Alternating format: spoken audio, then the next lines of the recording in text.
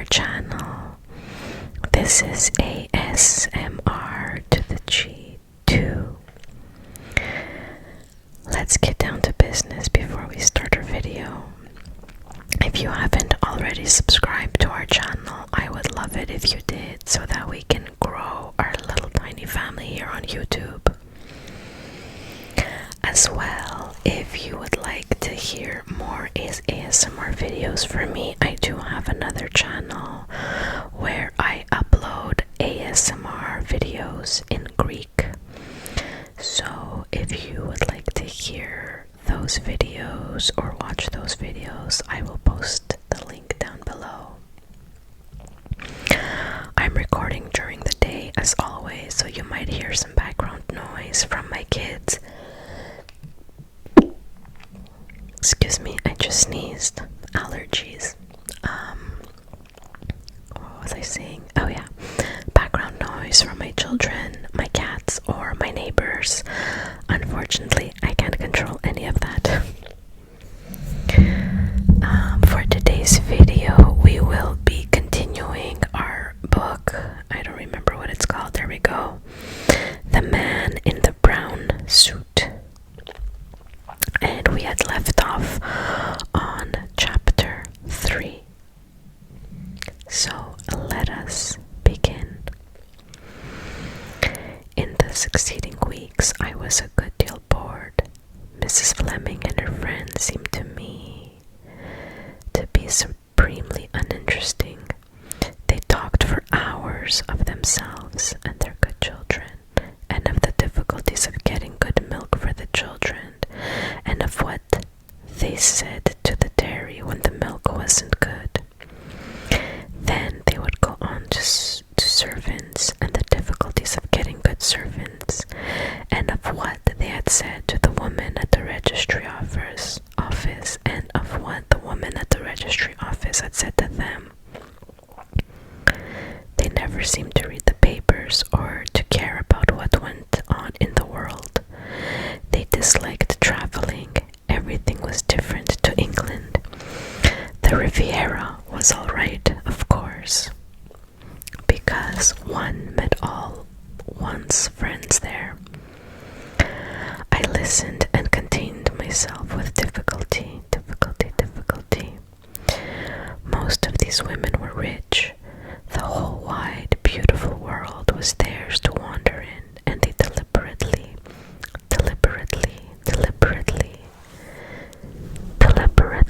stayed in dirty, dull London and talked about milkmen and servants. I think now, looking back, that I was perhaps a shade intolerant, but they were stupid even at their chosen job. Most of them kept the most extraordinarily inadequate and muddled housekeeping accounts. My affairs did not progress very fast. The house and furniture had been sold, and the amount realized had just covered our debts. As yet, I had not been successful in finding a post. Not that I really wanted one. I had the firm conviction that if I went about looking for adventure, adventure would meet me halfway. It is a theory of mine that one always gets what one wants. My theory was about to be proved in practice. It was early in January, the 8th to be exact. I was returning from an unsuccessful interview with a lady who said she wanted a secretary companion, but really seemed to require a strong charwoman who would work 12 hours a day for £25 a year. Having parted with mutual failed in politeness, I walked down Edgware Road. The interview had taken place in a house in St. John's Wood, and across Hyde Park to St. George's Hospital.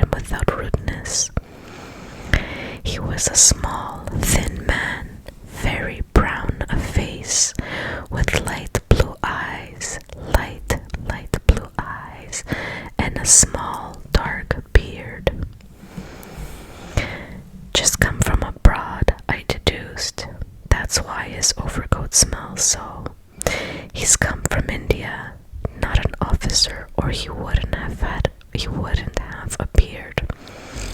Perhaps a tea planter. At this moment the man turned as though to retrace his steps along the platform. He glanced at me, and then his eyes went on to something beyond me, and his face changed. He was distorted by fear, almost panic. He stood a step backwards as though involuntarily recoiling from some danger, forgetting that he was standing on the extreme edge of the platform, and went down and over. There was a vivid flash from the rails and a crackling sound. Crackling sound. I shrieked. People came running up. Two station officials seemed to materialize from nowhere and took command. I remained where I was, rooted to the spot by a sort of horrible fascination.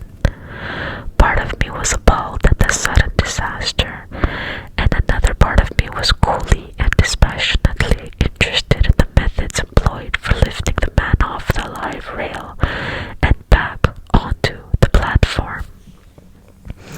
"Let me pass, please. I'm a medical man."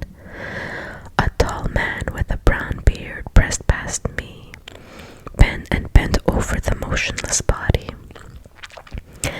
As he examined it, a curious sense of unreality seemed to possess me. The thing wasn't real, couldn't be. Finally, the doctor stood upright and shook his head. Dead as a doornail, nothing to be done. We had all crowded nearer, and an aggrieved porter raised his voice. "Now then, stand back there, will you? What's the sense in crowding round?" A sudden nausea seized me, and I turned blindly and ran up the stairs again towards the lift. I felt that it was too horrible. I must get out into the open air. The doctor who had examined the body was just ahead of me. The lift was just about to go up, another having descended, and he broke into a run. As he did so, he dropped a piece of paper.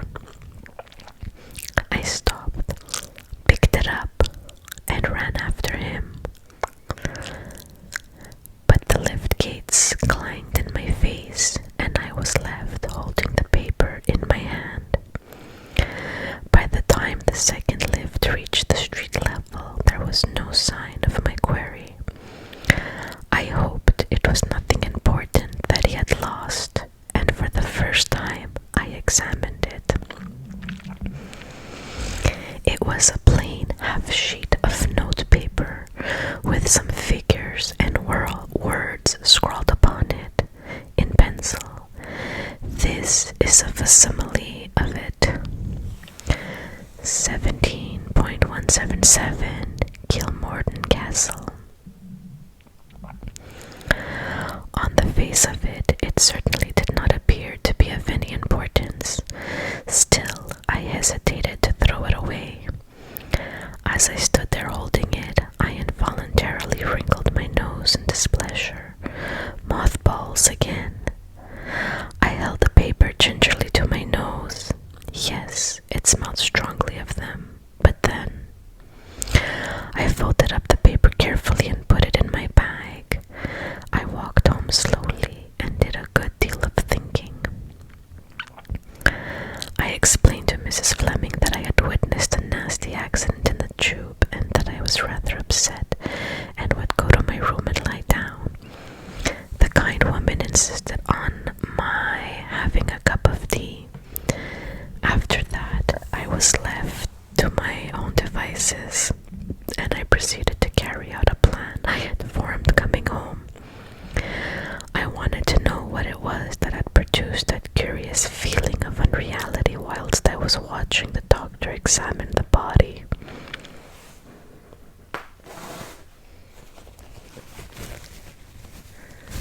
Just 1 second, I have to blow my nose. Allergies.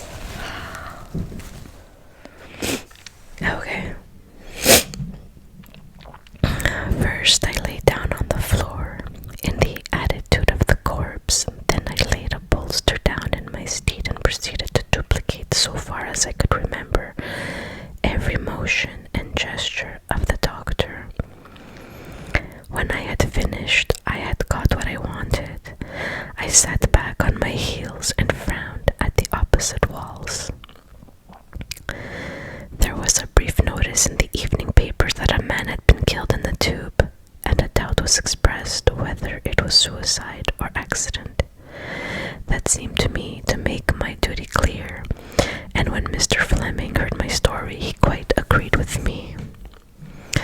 Undoubtedly, you will be wanted at the inquest. You say no one else was near enough to see what happened. I had the feeling someone was coming up behind me, but I can't be sure. And anyway, they wouldn't be as near as I was.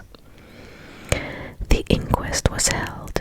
Mr. Fleming made all arrangements and took me there with him. He seemed to fear that it would be a great ordeal to me, and I had to conceal from him my complete composure.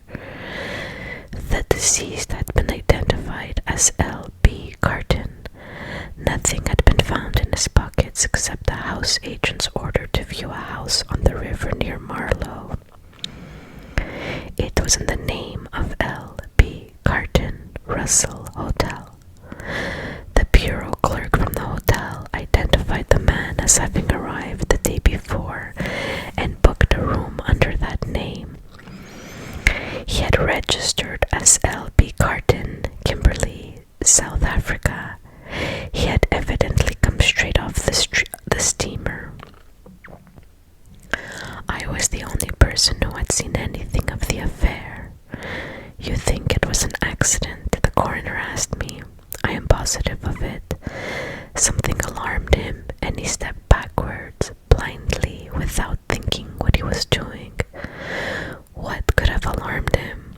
That I don't know, but there was something. He looked panic-stricken. A stolid juryman suggested that some men were terrified of cats. The man might have seen a cat. I didn't think his suggestion a very brilliant one, but it seemed to pass muster with the jury, who were obviously impatient to get home and only too pleased at being able to give a verdict of accident as opposed to suicide. It is extraordinary to me, said the coroner, that the doctor who first examined the body has not come forward. His name and address should have been taken at the time. It was most irregular not to do so. I smiled to myself. I had my own theory in regard to the doctor. In pursuance of it, I determined to make a call upon Scotland Yard at an early date. But the next morning brought a surprise. The Flemings took in the daily budget, and the daily budget was having a day after its own heart. Extraordinary sequel to Tube. Woman found stabbed in lonely house. I read eagerly. A sensational discovery was made yesterday at the Mill House, Marlow. The Mill House, which is the property of Sir Eustace Pedler, MP, is to be let unfurnished, and an order to view this property was found in the pocket of the man who was at first thought to have committed suicide by throwing himself on the live rail at Hyde Park Corner Tube Station. In an upper room of the Mill House, the body of a beautiful young woman was discovered yesterday, strangled. She is thought to be a foreigner, but so far has not been identified. The police are reported to have a clue. Sir Eustace Pedler, the owner of the Mill House, is wintering on the Riviera.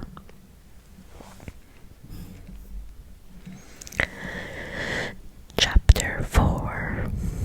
Nobody came forward to identify the dead woman. The inquest elicited the following facts. Shortly after 1 o'clock on January 8th, a well-dressed woman with a slight foreign accent had entered the offices of Messrs. Butler and Park, house agents in Knightsbridge. She explained that she wanted to rent or purchase a house on the Thames within easy reach of London. The particulars of several were given to her, including those of the Mill House. She gave the name of Mrs. de Castina and her address as the Ritz, but there